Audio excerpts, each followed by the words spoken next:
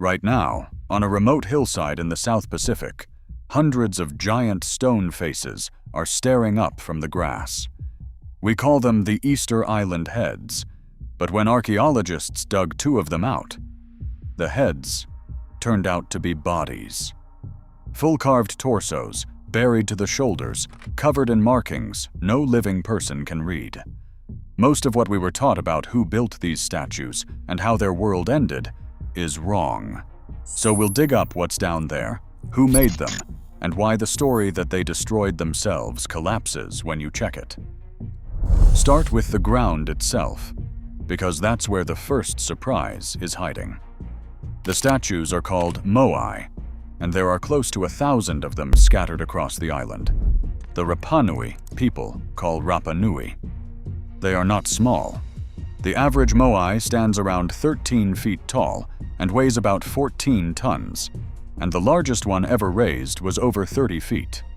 The most famous of them sit on a grassy slope beneath an old volcanic crater called Rano Raraku, and for most of us they're just faces. Enormous noses, heavy brows, lips pressed flat, poking out of the hillside. What almost nobody realized for 100 years is that the soil had quietly swallowed the rest. Between 2010 and 2014, an archaeologist named Anne Van Tilburg, who runs the Easter Island Statue Project out of the University of California in Los Angeles, ran the first careful scientific dig of two of those buried figures. Her team went down through centuries of packed sediment, and the carving just kept going, past the shoulders, down the chest, to arms cut in shallow relief with long fingers meeting under the belly, exactly like the moai still standing on the coast. These had stood here fully finished, upright, while the hillside slowly climbed up their chests and buried everything below the neck. They were never just heads.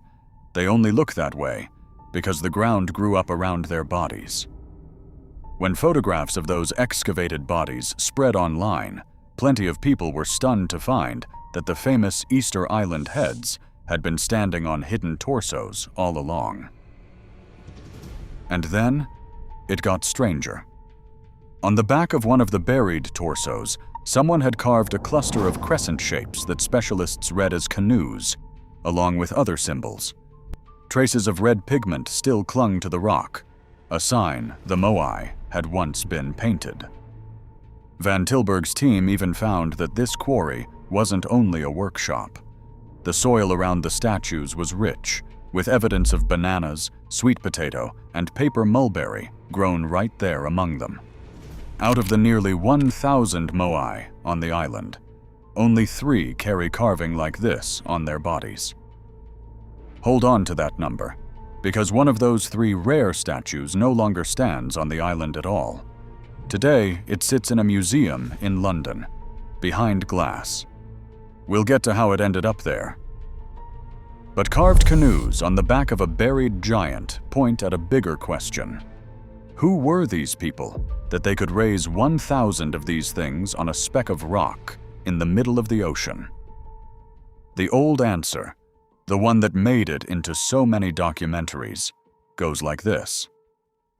A small band of Polynesians washed up here, got completely cut off from the rest of the world, and in total isolation slowly went mad building statues.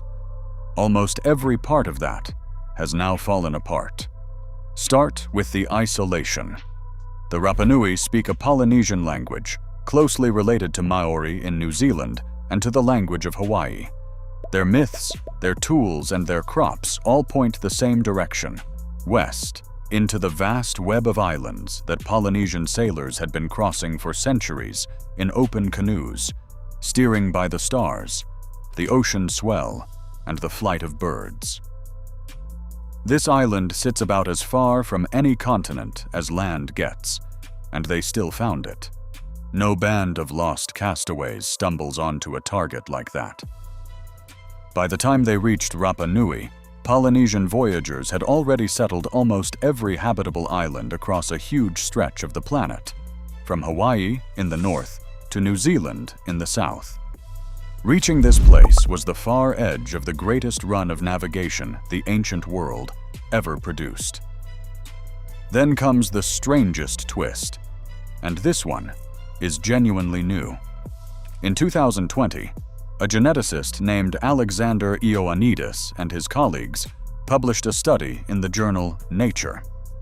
They analyzed the DNA of hundreds of people across the Pacific and found something that should not have been there: Native American ancestry, a real, measurable genetic signal from indigenous South America, woven into Polynesian genomes centuries before any European ship arrived. A 2024 study in the same journal sequenced the genomes of 15 ancient Rapa Nui individuals and found the same thing. Around 10% of their ancestry traces back to Native Americans, from a mixing that happened somewhere between 1250 and 1430. That's up to 200 years before Europeans ever laid eyes on the island in 1722. Sit with what that means. While Europe was still generations away from crossing the Atlantic, Pacific Islanders and Native Americans had already met. This is the sliver of truth hiding inside Thor Heyerdahl's old obsession. In 1947, the Norwegian explorer sailed a balsa raft called the Kon-Tiki from Peru across more than 4,000 miles of ocean, trying to prove that kind of contact was possible. He got the direction backwards, and the racial theories he wrapped around it were junk. But the DNA now says the contact was real. So the picture of isolated primitives losing their minds doesn't hold. These were master sailors, plugged into a Pacific that reached all the way to the Americas, which makes the next part of the standard story very hard to believe. Because if these people weren't trapped and cut off, then the idea that they doomed themselves in isolation starts to come undone. Here's the version most people know. The Rapa Nui got obsessed with carving moai, cut down every last tree to move them, wrecked their own environment, and crashed into famine, war, and even cannibalism. It became the go-to parable for a whole society destroying its own home. The geographer Jared Diamond built a famous chapter of his 2005 book Collapse around exactly that idea, a lesson about human beings so blind they'd saw off the branch they were sitting on. The archaeologists who have spent their careers on this island have been taking that story apart for years. Terry Hunt and Carl Lipo argued that the forest didn't just fall to human axes. When the Polynesians arrived, they brought rats, and rats eat palm seeds. On an island with no predators, the rat population would have exploded into the millions and quietly eaten the forest's ability to grow back. Deforestation still happened, but as a slow ecological accident, not a frenzy of statue-mad islanders chopping their way to doom. And then came the evidence that's hardest to argue with. The same genome study didn't only track ancestry. It reconstructed the size of the population over time, and it found no sign of a sudden crash in the centuries before Europeans arrived. There was no great collapse in that period, no self-inflicted die-off. The population grew slowly and steadily, right up until outsiders showed up. The archaeogeneticist Catherine Nagel called that result, in her words, the final nail in the coffin of this collapse narrative. So what actually gutted this civilization? The answer is uglier, and it's the part the tidy eco-parable skips. It came from the sea, and it came from us. European ships brought smallpox, tuberculosis, and syphilis to a people with no immunity to any of it. Then, in the winter of 1862 and into 1863, slave raiders from Peru descended on the island and dragged off around 1,500 people, close to a third of everyone alive, to work and die in the mines and plantations of South America. The handful ever sent home carried smallpox back with them. By 1877, the historian Stephen Fisher notes, only 111 Rapa Nui were left alive, and just 36 of them had any children. That is how close this culture came to disappearing forever. Slave ships and foreign disease did that, in the space of a single generation. So these people could raise their statues, carve them, and, it turns out, they were nothing like the doomed cult of the legend. Which drags us straight into the problem that stumped everyone for 200 years. How do you move a stone giant, some of them weighing over 80 tons, with no wheels, no cranes, and no metal tools? The old guess was rollers. Lay the statue on its back on a bed of logs and drag it, which fed neatly into the story about cutting down every tree. But there was always a detail that didn't fit. The islanders' own oral tradition never described dragging the moai.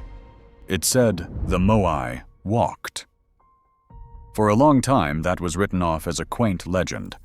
Then, in 2012, the same two archaeologists, Hunt and Lipo, decided to test it. They built a nearly 4.5-ton concrete replica of a moai, tied 3 teams of ropes to its head and its sides, and started rocking it. And the thing walked. Standing upright, waddling from side to side, a crew of just 18 people moved it 100 meters in 40 minutes, purely by pulling in rhythm. The statue's forward lean and its wide, D-shaped base, the very features people had assumed were crude, turned out to be exactly what you'd design to walk a giant across country on foot. And the island backs them up. Scattered along the old roads that run out of the Rano Raraku quarry lie dozens of moai that never reached their platforms, tipped over face down or face up, as if dropped in mid-journey. Most of them lie within about a mile of the quarry, exactly the pattern you'd expect if some of them simply lost balance and broke while being walked out. Not everyone is convinced walking was the only method. Van Tilburg still argues some statues were moved lying down, and the debate is genuinely open. But the islanders who told researchers their ancestors walked the statues weren't spinning a fairy tale. As one Rapa Nui man put it to a film crew, the experts can say whatever they like, but they know the statues walked. When your grandmother's story and the physics land in the same place, it's worth listening. If you would rather have the real story than a comfortable one, take a second and subscribe. We go this deep into one ancient mystery every single week, because they could raise these statues, carve them, and walk them into place. But there is one thing these people did that we still cannot do. We cannot read them. Easter Island holds one of the last great locked doors in the entire study of writing. It is called rongorongo, a system of tiny glyphs carved into wooden tablets, little birds, fish, plants, and human figures marching in neat rows, thousands of them across the pieces that survive. Only around 24 genuine tablets are left anywhere on Earth. Many more were lost in the 1860s, burned or left to rot as the very people who could read them were carried off or died, which is part of why so little survives. And here is the humbling part. Nobody can read a word of it, not one confirmed sentence, and scholars have been hammering at it for over 150 years without cracking it. For a while, many assumed the islanders only picked up the idea of writing after Europeans showed them books. But in 2024, a team led by the philologist Silvia Ferrara radiocarbon dated 4 of the tablets. 3 came from the 18th or 19th century. 1, kept in a convent in Rome, dated to somewhere between 1493 and 1509, decades before the first European ever set foot on the island. Ferrara's conclusion is genuinely stunning. Rongorongo may be one of the very few times in all of human history that a people invented writing entirely on their own, with no outside script to copy. Think about how rare that is. Writing was invented from scratch only a handful of times anywhere on the planet, in Mesopotamia, in Egypt, in China, among the Maya. If Ferrara is right, this wind-blasted dot in the Pacific belongs on that short list. And we still cannot read a line of what they left us. When a mystery is this good, the internet cannot leave it alone. And this is exactly where we have to separate what's real from what's being invented right now to farm your clicks. Real archaeologists have spent decades quietly measuring how these platforms and statues line up with the sky, and a few of them genuinely do. The astronomer Juan Antonio Belmonte and the researcher Edmundo Edwards showed that one site in particular, Ahu Akivi, whose 7 statues face out toward the ocean, lines up with the setting sun at the equinox. Most of the platforms aren't astronomical at all, but that one, and a couple of others, clearly were. Careful, measured, real work. But go looking for Easter Island online today, and you'll trip over a very different kind of claim. Videos insisting that an artificial intelligence reanalyzed the statues and uncovered a hidden solar calendar accurate to a fraction of a degree. That the moai are aimed like a compass at Hawaii and New Zealand. That the statues secretly hum and resonate with sound. All of it sounds thrilling, and none of it is real. It appears in no peer-reviewed study anywhere. One of the very websites pushing the AI story even admits, in its own fine print, that no archaeological study has confirmed those conclusions. And the claim that the statues resonate with sound doesn't come from a laboratory at all. It can be traced back to a 1996 cartoon. That's the trade you're being offered all over the internet now. A fake mystery, dressed up with a fake expert and a confident voice, because a made-up secret is cheaper to produce than a real one. But strip the invented nonsense away, and something genuinely strange is still standing on this island. A real religion, with a real and brutal ritual that almost nobody talks about. By the time the great statues stopped being carved, the Rapa Nui had turned to a new faith, built around a creator god named Makmaka and a figure called the Tangata Manu, the Bird Man. Nobody is certain why the change came, but as the Moai era ended, power stopped being something you simply inherited. Every spring, champions for each clan climbed down the sheer cliffs at a ceremonial village called Orongo, swam through shark-filled water on bundles of reeds out to a tiny islet called Motu Nui, and waited, sometimes for weeks, for a single seabird to lay the season's first egg. The man who carried an unbroken egg back up the cliff won his clan the right to rule the island for the year. Part pilgrimage, part deadly race, and it decided who held power. And this is where that carved statue in London comes back. Remember, only 3 moai are carved on their bodies.